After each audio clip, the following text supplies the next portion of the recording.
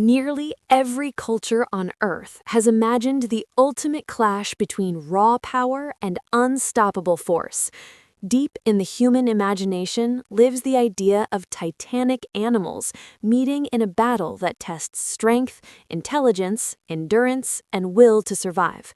Few matchups capture this primal fascination more than a confrontation between King Kong and the African elephant. One is a mythic embodiment of rage, dominance, and near-human intelligence. The other is the largest land animal ever to walk the earth today, a living fortress of muscle, bone, and ancient survival wisdom. If these two giants were forced into the same space, the outcome would not be decided quickly, nor would it be simple. King Kong is not merely a giant ape. He represents an exaggerated apex of primate evolution, combining immense physical strength with problem-solving intelligence, emotional awareness, and explosive aggression. His arms are long and powerful, built for climbing, grappling, and crushing opponents at close range. His hands can grasp, pull, and strike with precision, something no other giant animal possesses. His body is dense with muscle designed for bursts of overwhelming force rather than slow endurance. Above all, Kong fights with intent. He does not rely on instinct alone. He analyzes, reacts, and adapts mid-conflict. The African elephant, by contrast, is a masterpiece of evolutionary engineering shaped by millions of years of survival on open plains and forests. It is not aggressive by default, but when threatened, it becomes devastating. Its sheer mass gives it an enormous advantage. Thick skin protects vital organs. A reinforced skull supports massive tusks capable of piercing flesh and shattering bone.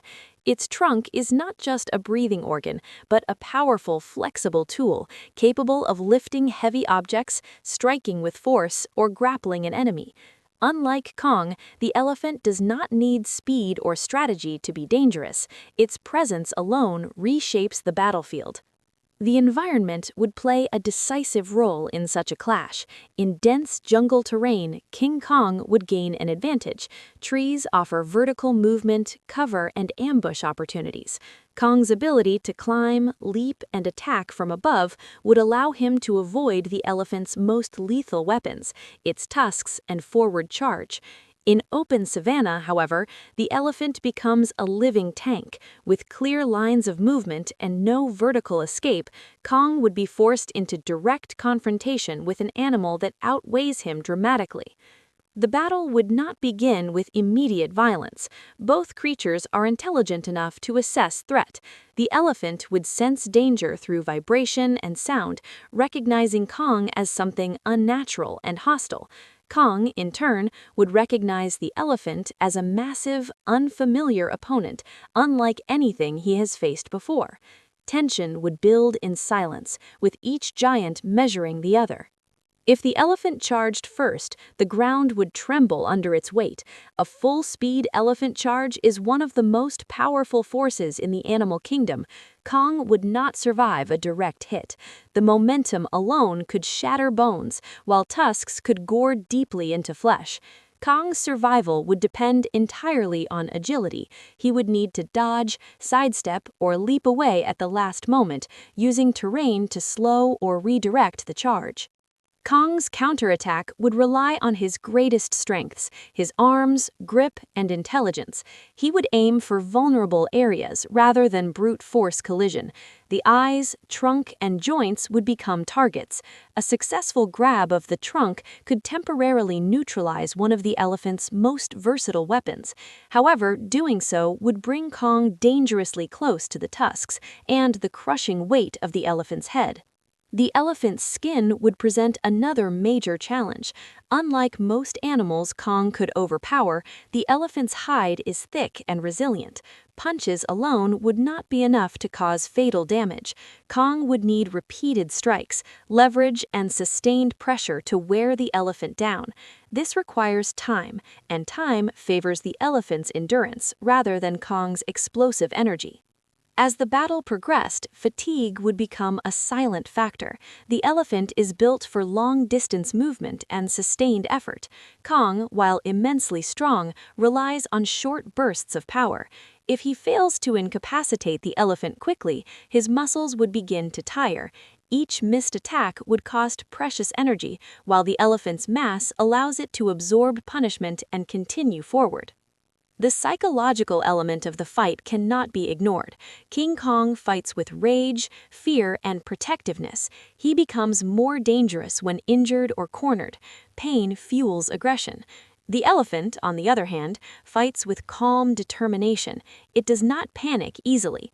When provoked, it commits fully, using its size and strength methodically rather than emotionally.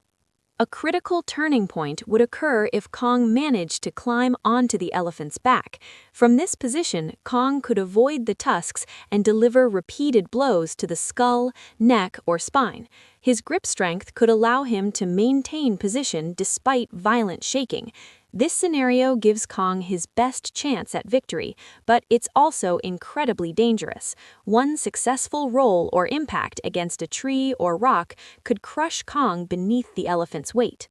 If the elephant managed to knock Kong to the ground, the balance would shift dramatically. A fallen Kong would face trampling, goring, and crushing force. The elephant's legs alone could break ribs and limbs. Kong would need to escape immediately, using speed and terrain to regain footing. Prolonged ground contact would almost certainly be fatal. The battlefield would likely show signs of immense destruction: trees uprooted, earth torn apart, dust clouds rising with each impact. This would not be a clean or elegant fight. It would be violent, chaotic, and exhausting. Every move would carry enormous risk. Neither opponent could afford a single mistake. In water, the outcome could change again. Elephants are surprisingly strong swimmers, but Kong's upper body strength and ability to manipulate opponents could give him an edge in shallow water. However, deep water introduces new dangers for both. The fight would become slower, more desperate, and unpredictable. Ultimately, the outcome depends on conditions rather than pure power alone. In an open, flat environment with no cover, the African elephant's size, durability, and lethal charge give it the advantage. Kong would struggle to inflict enough damage before exhaustion sets in. In dense jungle or uneven terrain, Kong's intelligence, agility, and climbing ability could allow him to outmaneuver and gradually overpower the elephant.